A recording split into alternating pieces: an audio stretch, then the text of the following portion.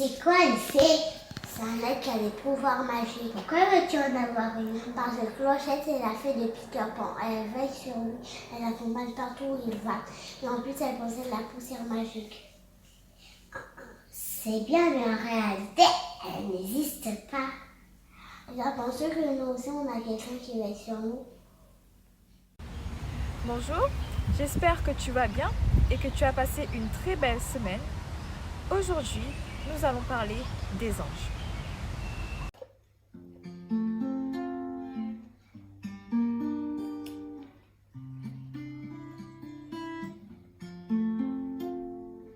Dieu envoie ses anges, ses anges, ses anges. Dieu envoie ses anges pour veiller sur moi quand je m'amuse.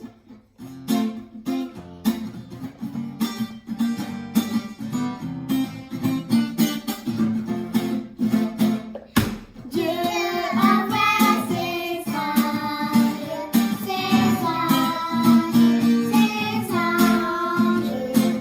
Dieu envoie ses anges pour veiller sur moi quand je conduis.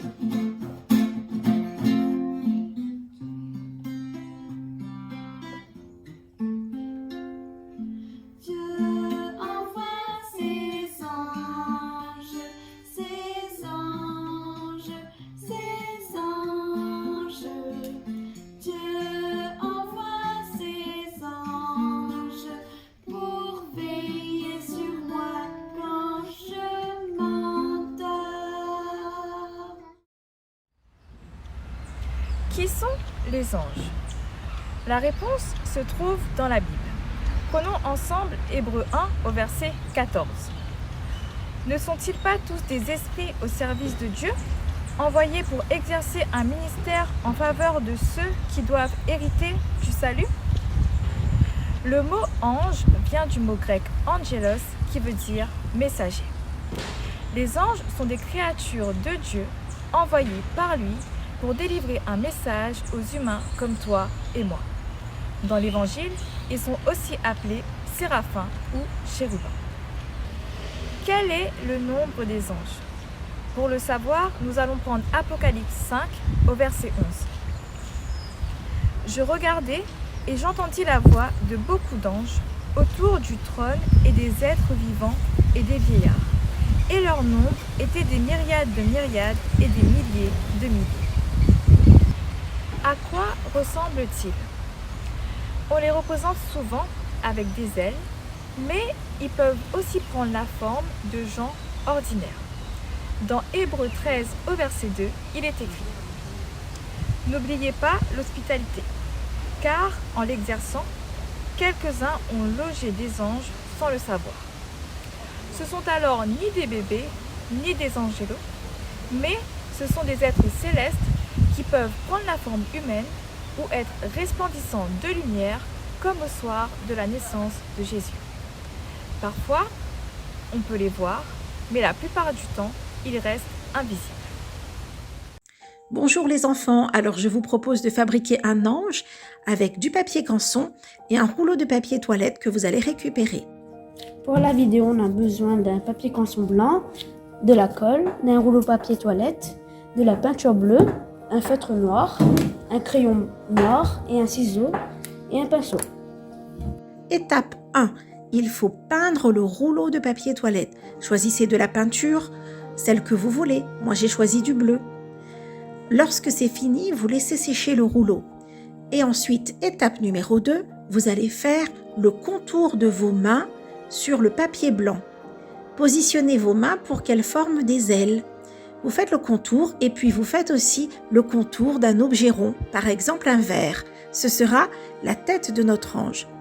Lorsque c'est fait, il vous reste à découper.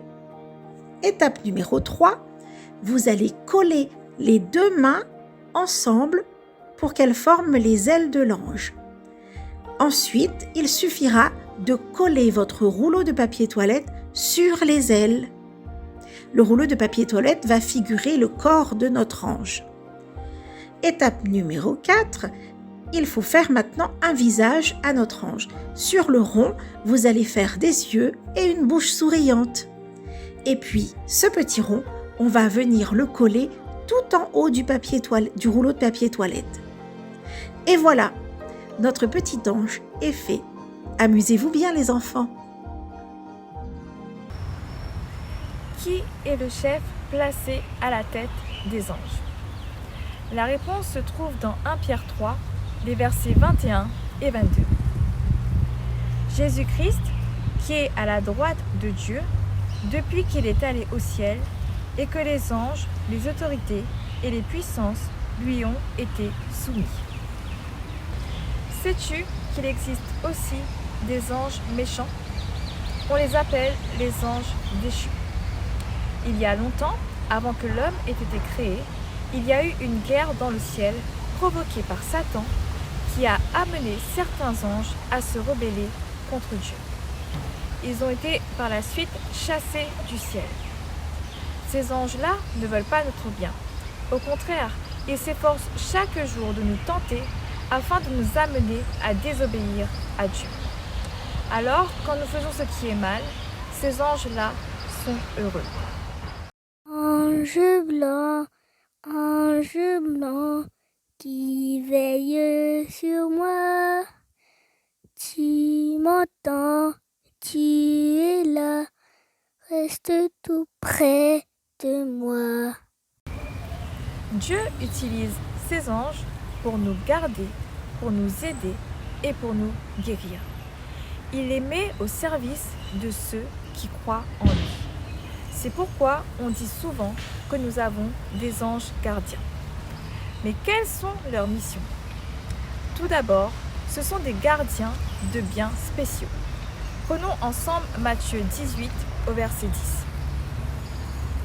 Gardez-vous de mépriser un seul de ces petits, car je vous dis que leurs anges dans les cieux voient continuellement la face de mon Père qui est dans les cieux. Ensuite, ils sont source de protection. Prenons ensemble le psaume 91, les versets 11 et 12. Car il ordonnera à ses anges de te garder dans toutes tes voies. Ils te porteront sur les mains, de peur que ton pied ne heurte contre une pierre. L'ange de l'Éternel campe autour de ceux qui le craignent et les arrache du danger. Psaume 34, verset 8. J'espère que mon ange à moi, il est aussi rigolo et qu'il fait rire les enfants. Ils sont là aussi pour nous sauver du danger.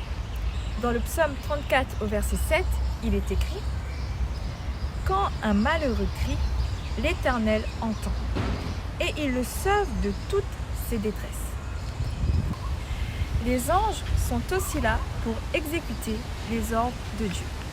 Voyons ensemble ce qu'il est écrit dans le psaume 103, les versets 20 et 21. « Bénissez l'Éternel, vous ses anges, qui êtes puissants en force et qui exécutez ses ordres, en obéissant à la voix de sa parole. Bénissez l'Éternel, vous toutes ses armées, qui êtes ses serviteurs et qui faites sa volonté. » Plusieurs histoires de la Bible nous parlent des anges, même si nous nous apercevons que, le plus souvent, ils sont invisibles. Je vais vous donner un bref résumé de plusieurs histoires de la Bible. Tout d'abord, il y a l'histoire de Lot, le neveu d'Abraham. Après sa séparation d'avec Abraham, Lot va s'installer à Sodome et Gomorrhe. Mais les habitants étaient méchants. Et 2 anges vont se rendre à Sodome et Gomorrhe afin de sauver Lot et sa famille de la destruction de la ville. Jacob. Après avoir volé le droit d'aînesse de son frère, Jacob va s'enfuir. Et durant sa fuite, il va faire un rêve où il voit des anges monter et descendre d'une échelle.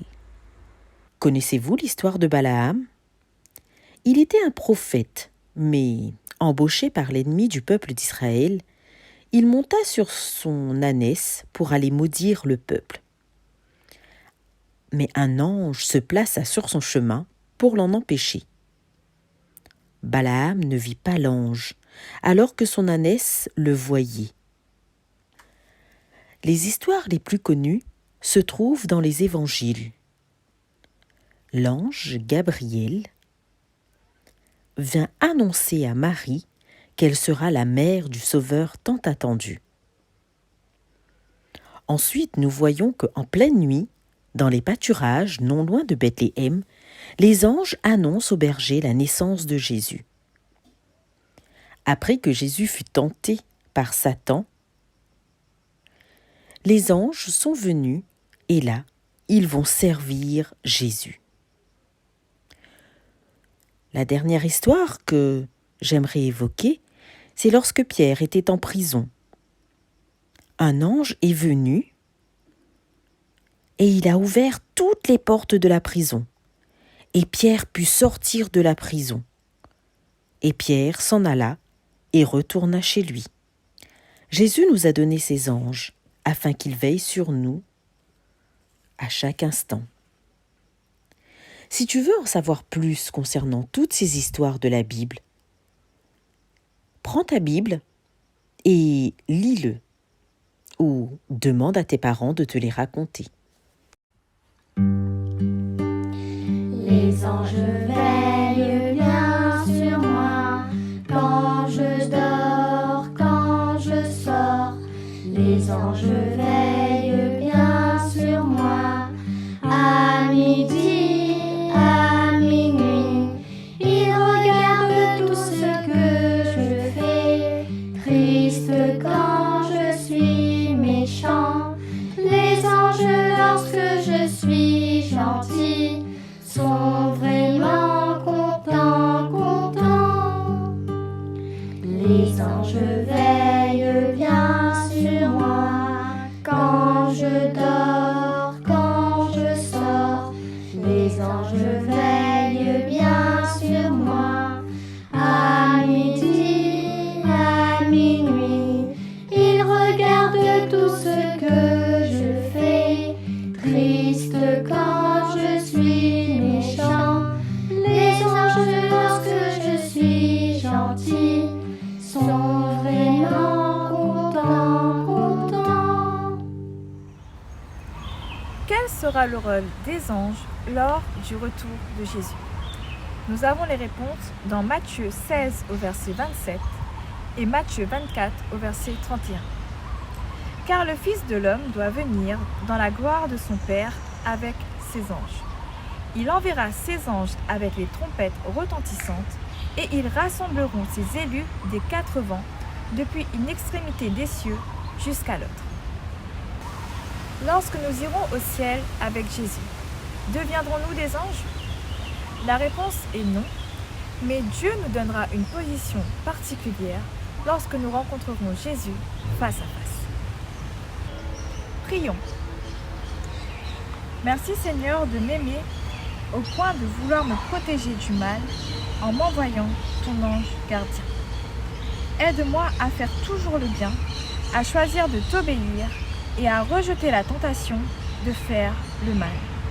Et un jour, quand tu reviendras, je serai très heureux de chanter tes louanges avec tous les anges dans ton royaume. Merci pour leur présence à mes côtés chaque jour et chaque nuit. Amen.